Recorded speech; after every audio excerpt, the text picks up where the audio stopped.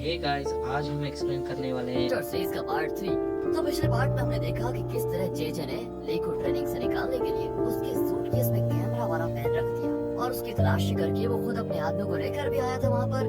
ली का सूटकेस खोलने पर वो पेन होता है जिसको देखकर सभी चौंक जाते हैं कि क्या सच में ली एक स्पाई है। ली कहते हैं देखो ये मेरा पेन नहीं है, किसी ने जानबूझकर मेरे सूटकेस में ये रख दिया है। लेकिन दोस्तों जेजे नहीं मानता और उसे खींच कर अलग लेके जाता है। यहाँ एंड्रयू को लगता है कि मेरा इकलौता और काबिल कॉम्पिटिटर सिर्फ ली था, ये भी गया तो ट्रेनिंग एकदम बोरिंग हो जाएगी। अब जेजे दोस्तों ली को एक कमरे में ले जाकर पूछता है कि सच बताओ तुम सच में एक स्पाई हो ना, किस देश से आए हो तो बताओ। पर ली एकदम शांत होकर कहता है कि अरे मैं स्पाई नहीं हूँ, किसी ने मुझे फंसाने के लिए उस पेन को मेरे बॉक्स में रखा होगा। देखिए अगर आपको मेरी बात का यकीन नहीं है तो मुझे फोन दे दीजिए, मैं एक नंबर लगा कर दूंगा, आप उनसे बात कीजिए। लेकिन जेजे तो फैसला ही कर चुका था कि ली को निकालना ही है। वो कहता है कि मैं किसी को कॉल नहीं करूंगा, मैंने तुम्हें ट्रेनिंग से निकालने का पूरा फैसला कर लिया है बस। और दोस्तों ये सारी चीजें इनका ट्रेनर मोजो देख रहा होता है। वो कहता है कि उसे फोन दे दो, देखते हैं वो किसे कॉल करता है। एंड जेजे भी अब कुछ नहीं कर पाता और आखिर वो ली को एक फोन दे देते हैं। दूसरी ओर पेनी को दिखाते हैं जो कि इस कंपनी के चेयरमैन की वाइफ यानी नाथन की माँ के साथ होती है।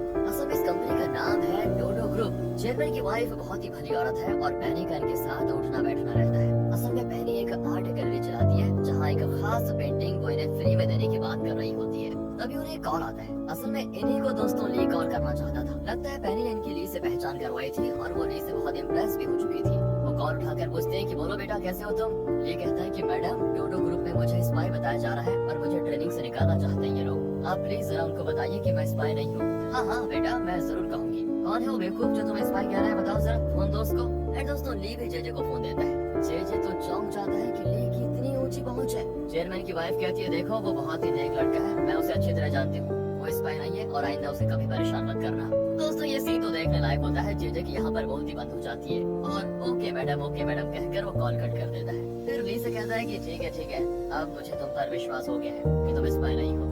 दोस्तों यहाँ से फिर अगले दिन से ट्रेनिंग और अभी सख्त होने लग जाती है। रनिंग पुशअप्स कराटे वगैरह होते हैं। पर जीना इस फिजिकल ट्रेनिंग के लिए काफी कमजोर साबित होती है, हर जगह मार खाती है बेचारी। एक दिन लंच के टाइम में उसका हाथ इतना दुखता है कि वो खाना तक नहीं खा पाती। उसे गुस्सा आ जाता है और वो उठकर भाषण देने लग जाती है कि शैडो एजेंट के लिए इतनी सख्त ट्रेनिंग की जरूरत नहीं होती, ये लोग खामखा हमें टॉर्चर कर रहे हैं, हमें मोजो से बात करनी चाहिए कि इस तरह मिलिट्री ट्रेनिंग देकर हमारे हाथ पैर न तोड़वाए। पर वो नोटिस नहीं करती कि खुद मोजो वहाँ पर आ गया। ली उसे इशारा करता है कि अरे यार उधर देखो कौन आ गया, देखो ना। तब जाकर जिना मुड़ती है और मोजो को देखकर बेचारी डर जाती है पर कहती है कि हम सभी सोच रहे हैं कि ये ट्रेनिंग बहुत हार्ड है, हालांकि ऐसी ट्रेनिंग की कोई जरूरत नहीं है। मोजो सबसे पूछता है कि क्या हमें ये हार्ड ट्रेनिंग रोक देनी चाहिए, तुम्हें क्या लगता है। सब चुप रहते हैं क्योंकि ली ट्रेनिंग में बेस्ट है। तो वो ली से भी पूछता है कि क्या शैडो एजेंट के लिए ऐसी ट्रेनिंग होनी चाहिए या फिर नहीं। दोस्तों ली जरा सोचकर कहता है कि जरूरत तो नहीं है। अब जीना का चेहरा खिल जाता है कि चलो कोई तो मुझे सपोर्ट कर रहा है। पर तभी ली उठकर कहता है कि काम के लिए फिजिकल ट्रेनिंग की जरूरत तो नहीं है, लेकिन मेंटल स्ट्रेंथ और कॉन्फिडेंस की बहुत जरूरत है और इस फिजिकल ट्रेनिंग से हमें कॉन्फिडेंस मिलेगा, इसलिए हमें ये ट्रेनिंग करनी चाहिए। बस यहाँ जीना की दोस्तों एक तरह से इंसल्ट हो जाती है। मोजो कहता है बहुत बढ़िया, सुन लिया, अगर तुम्हें ट्रेनिंग नहीं करनी तो कोई बात नहीं, तुम अभी वापस जा सकती हो। जीना कहती नहीं मैं कर लूंगी, बढ़िया ट्रेनिंग दे रहे हैं आप लोग तो मैं कर लूंगी। यहाँ से नेक्स्ट मॉर्निंग को दिखाते हैं जिसमें इन्हें टीम्स में कुकिंग करना होगा। मोजो कहता है कि तुम लोग अपने टीममेट्स खुद चुन सकते हो, ये तुम पर फ्री है। और पीछे के रो के सारे लोग फर्स्ट रो के किसी न किसी के पीछे खड़े हो जाते हैं। ली रोशी के पीछे खड़ा हो जाता है। ओके आप सब मुड़कर अपने टीममेट्स को देख लो। जिना मुड़कर देखती है तो उसके पीछे कोई नहीं होता। दोस्तों जिना कहती है भगवान क्या मुझ पर किसी को भरोसा ही नहीं रहा क्या। मोजो कहता है कि एक टीम में 5 से ज्यादा लोग नहीं हो सकते, कुछ लोग जिना की टीम में आ जाओ। और कोई रास्ता न पाकर एंड्रयू जिना की टीम में आ जाता है। ये शुरू ली रोशी से पूछता है कि तुम तो बड़ी अच्छी कुक होगी है ना। रोशी कहती है मैं नूडल्स अच्छा बना लेती हूँ बस। अरे वो सब तो अच्छा ही बना लेते हैं, क्या तुम्हें फिश चिकन वगैरह ये सब कुक करना आता है क्या। वो कहती है ये सारी चीजें क्या होती है। और दोस्तों इस पर सभी हंस देते हैं। दूसरी ओर जिना को दिखाते हैं जो शायद कुकिंग में बहुत एक्सपर्ट लगती है। वो जल्दी काम कर रही होती है। ये देखकर तो ली की टीम सोचती है कि शायद हमने गलती कर दी, हमें जिना की टीम में पहले चले जाना चाहिए था। कुकिंग के नाम पर ये लोग मजे भी कर रहे होते हैं। फिर मोजो और इंचार्ज खाना टेस्ट करने आते हैं। ली की टीम का खाना तो जला हुआ होता है। आखिर में वो जिना की टीम का डिश टेस्ट करते हैं तो वही लाजवाब होता है ये। इस कुकिंग राउंड में जिना की टीम विनर घोषित हो जाती है। अगले दिन की बात है, जेजे एंड्रयू से मिलता है और कहता है कल एक और एग्जाम होने जा रहा है, उसमें भी तुम्हें फर्स्ट आना है। और ये कहकर वो उसे आंसर्स भी देता है। पर दोस्तों एंड्रयू को ऐसा करना अच्छा नहीं लगता और कहता है देखो मैं चीटिंग नहीं करना चाहता, बल्कि मैं अपनी काबिलियत से आगे बढ़ना चाहता हूँ। लेकिन जेजे तो उसका ब्रेन वॉश करता है। अरे अगर एग्जाम में फर्स्ट नहीं आए तो अपने पिता के करीब नहीं जा पाओगे और वो तुम्हें देखेंगे तक नहीं। इस पर वो आंसर्स को ले लेता है। एग्जाम होता है और उसका रिजल्ट भी दिखाया जाता है। एंड्रयू फिर फर्स्ट आ जाता है और ली सेकंड, जबकि 40th रैंक से 30th रैंक पर जिना पहुंच जाती है। वो थोड़ा खुश होती है कि चलो मैंने कुछ इम्प्रूवमेंट तो किया, पर ली को लगातार एंड्रयू पर शक होता है। वो पूछ लेता है कि भाई हम सब बहुत पढ़ाई करते हैं तब जाकर अच्छे नंबर लेकर आते हैं, पर तुम तो हमेशा आराम से बैठे रहते हो, तुम फर्स्ट आ कैसे जाते हो। एंड्रयू तो दोस्तों उसको चिढ़ाता है कि अरे जीनियस लोगों को पढ़ने की जरूरत नहीं होती, वो आराम से सब कुछ कर लेते हैं, कहकर वो चला जाता है। लेकिन ली का शक और मजबूत हो जाता है ये सुनकर। नेक्स्ट होता है कराटे। एंड्रयू के साथ एक लड़की फाइट करने आती है, लेकिन लगता है उसे एंड्रयू पसंद है, इसलिए वो जानबूझकर हट जाती है। फिर रोशी के साथ लड़ने के लिए एक लड़का आता है और रोशी उसको 2 मिनट में उठाकर पटक देती है। लगता है ये मार्शल आर्ट्स में भी ट्रेंड है, लेकिन फिलहाल इसके बारे में ज्यादा कुछ पता नहीं चलता यहाँ पर। अब ली और जिना की लड़ाई होती है। ली जिना को कमजोर समझकर उसको धीरे से अटैक करता है, लेकिन वो तो ली को ही उठाकर दीवार पर पटक देती है। अब ली को गुस्सा आता है और फिर दोनों एक दूसरे के बाल पकड़कर लड़ने लग जाते हैं। दूसरी ओर पैनी को दिखाते हैं जो अपने अगले प्लान के लिए जेजे के करीब जाने की कोशिश करती है। वो गोल्फ क्लब में जेजे से बात करने लगती है, लेकिन वो ठीक से जवाब नहीं देता। तब वो दूसरे स्लॉट पे जाकर गोल्फ खेलने की कोशिश करती है, लेकिन उसका पोज देखकर जेजे समझ जाता है कि इसे गोल्फ खेलना नहीं आता। वो पास जाकर उसे स्टिक पकड़ना सिखाता है। पैनी कहती है बहुत बढ़िया सर, आप भी मुझे गोल्फ सिखाइए ना। अब जेजे वहाँ के एक स्टाफ को बुलाकर कहता है कि मैडम को जरा तुम ट्रेन करो, कहकर वो चला जाता है। पैनी समझ जाती है कि जेजे को अपने मुट्ठी में करना उतना आसान नहीं है। यहाँ से सीधे कोर्ट को दिखाते हैं, जहाँ डोडो ग्रुप और दूसरी कंपनी का केस चल रहा होता है, क्योंकि इन कंपनीज का पेटेंट किसी ने रिलीज कर दिया था। उसकी लाइव वीडियो इन्हें दिखाई जाती है और जेजे कहता है कि पहली हियरिंग के बाद फिलहाल इस केस में हमारी कंपनी जीतने की पोजीशन में है। पता नहीं हमारा पेटेंट किसने रिलीज कर दिया, लेकिन दूसरी हियरिंग में प्रॉब्लम है क्योंकि हमारे किसी रिसर्च स्टाफ ने दूसरी कंपनी को हमारे इम्पोर्टेंट डॉक्यूमेंट्स दे दिए हैं। उसकी कॉपी मेरे हाथ में है। इसमें ये साफ साबित होता है कि हमारे कॉम्पिटिटर के प्रोडक्ट्स को हमने इम्प्रोवाइज करके मार्केट किया है। अगर ये कोर्ट में साबित हो गया तो सेकंड हियरिंग में हम हार जाएंगे। अब तुम्हारा काम है कि तुम इस केस को स्टडी करो और सेकंड हियरिंग के लिए कोई प्लान बनाओ जिससे हम जीत जाएं। वो कई सवाल करते हैं कि अगर हमारे लैब में किसी रिसर्चर ने उन डॉक्यूमेंट्स को लीक किया था तो क्या उसे किसी ने इस काम के लिए पैसे दिए थे, और अब वो रिसर्चर कहाँ है जिसने ये काम किया था। जेजे कहता है कि पता नहीं वो कहाँ पर है। पहाड़ी इलाके में जब वो कार में जा रहा था तो उसका एक्सीडेंट हो गया, कहकर वो एक वीडियो फुटेज दिखाता है। वो पूछते हैं क्या उसकी लाश मिली थी।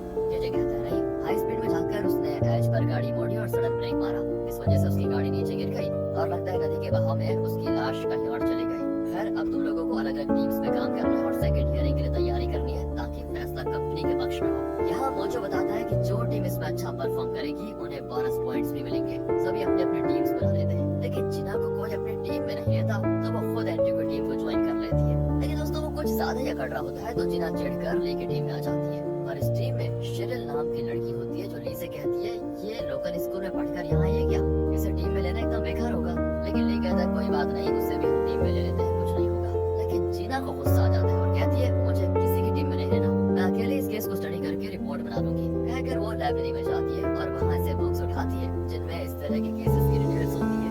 ली और एंड्रयू कहते हैं कि हमें भी बुक्स चाहिए। जिना कटकर कहती है कि मैं पढ़कर लौटाऊंगी, तब उठा लेना तुम लोग। दूसरी ओर जेजे चेयरमैन के घर आता है। चेयरमैन का सिक्योरिटी कहता है कि चेयरमैन सेकंड हियरिंग को लेकर टेंशन में है, ध्यान से बात करना। जेजे अंदर जाता है तो चेयरमैन खाना खा रहा होता है। वहाँ किमी भी होती है जिसके साथ जेजे का अफेयर है दोस्तों। असल में किमी चेयरमैन की रिश्तेदार है, इसलिए वो यहाँ पर आई हुई है। चेयरमैन जेजे से पूछता है केस कैसा चल रहा है। जेजे कहता है कि सेकंड हियरिंग में हमारे जीतने के 50% चांसेस है। आज चेयरमैन मुझसे भी कहता है कि वो सब मैं नहीं जानता, तुम कुछ भी करो, मेरी कंपनी को इस केस में जीतना है बस। पर चेयरमैन की वाइफ को चेयरमैन का ये बर्ताव ठीक नहीं लगता और वो बड़े प्यार से जेजे से कहती है तुमने खाना तो नहीं खाया होगा, आ जाओ हमारे साथ डिनर करो। पर चेयरमैन अपनी वाइफ पर भड़क जाता है क्योंकि वो अपने से कम दर्जे वालों के साथ बैठकर खाना पसंद नहीं करता दोस्तों। जेजे बहुत ही इंसल्टेड फील करता है, लेकिन कहता है शुक्रिया मैडम पर मुझे भूख नहीं है। और यहाँ तो किमी को भी चेयरमैन पर गुस्सा आ जाता है, वो भी बिना खाए उठकर चली जाती है। यहाँ दोस्तों जैसा कि ली को एंड्रयू पर शक था तो वो हर वक्त उस पर नजर रखता है। एंड्रयू को एक कॉल आता है और वो कॉल अटेंड करता है। ली की कान तो बहुत तेज है, ये तो हम जानते हैं, तो उसे उस आदमी की आवाज भी आती है जो फोन पर एंड्रयू से बात कर रहा है मतलब, और वो आवाज होती है जेजे की।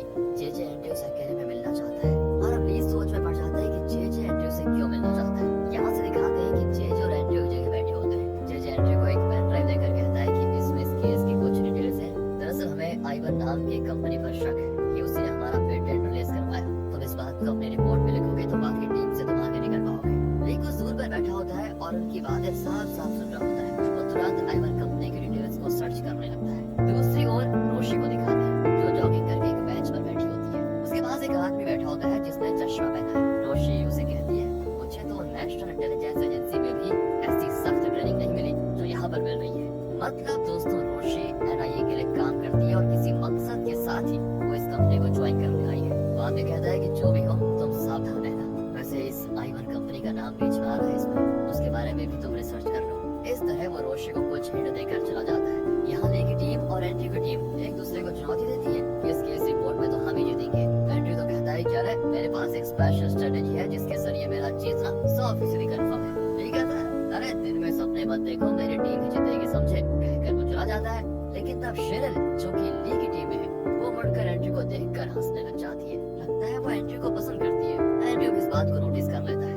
वो शेरिल को अकेले में बुलाकर कहता है, देखो जीतूंगा तो मैं ही, कुछ भी हो जाए, अगर तुमने मेरी मदद की तो मैं अपने रिपोर्ट में तुम्हारा भी नाम लिखूंगा कि सबसे इम्पोर्टेंट पॉइंट्स तुमने दिए थे। क्या कहती हो? और दोस्तों शेरिल जो पहले से एंड्रयू पर फिदा है वो ली की रिपोर्ट के बारे में उसको बहुत कुछ बता देती है। वो कहती है कि ली को शक है कि असल में वो स्टाफ कार एक्सीडेंट में नहीं मरा था, बल्कि उस स्टाफ ने जानबूझकर ऐसी सेटिंग की थी। यहाँ से सीधे ली और रोशी को दिखाते हैं। ये दोनों उसी जगह जा रहे होते हैं जहाँ उस स्टाफ का एक्सीडेंट हुआ था और जो वीडियो फुटेज में दिखाया गया था। ली जानना चाहता है कि उस आदमी की कार किस तरह उलट कर नीचे नदी में गिरी होगी। वो तेज चलाता है और उसी जगह पे कार को उस तरह घुमाता है और ब्रेक मारता है, लेकिन कार फैन से टकराती ही नहीं। यानी उस स्टाफ ने जानबूझकर अपनी कार को नीचे गिराया होगा। वो एक्सीडेंट तो नहीं था बल्कि उस स्टाफ की कोई चाल थी। ये दोस्तों ये सब कुछ कह रहा होता है, लेकिन तभी पीछे से कार तेजी से आ रही होती है। लगता है वो कंट्रोल खो चुकी है एंड वो सीधे आकर ली की गाड़ी को टक्कर देकर रुक जाती है। उसके अंदर से निकलती है जीना।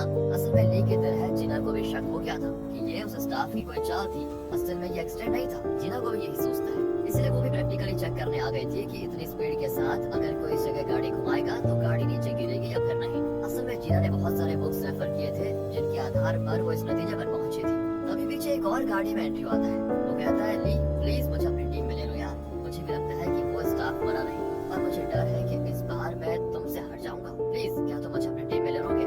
ये पूछता है, ये तुम क्या कह रहे हो? जवाब में एंड्रयू पूछता है, तुम्हें क्या लगता है मैं क्या कह रहा हूँ? इस तरह आपस में सवाल करते हुए यहाँ पर और इस एंडिंग के साथ ये कहानी खत्म हो जाती है। और ऐसी मजेदार स्टोरी के लिए लाइक करें, शेयर करें और हाँ सब्सक्राइब भी कर ही दीजिए। तो मैं मिलता हूँ आपको ऐसी ही एक इंटरेस्टिंग अगली वीडियो में। Signing off.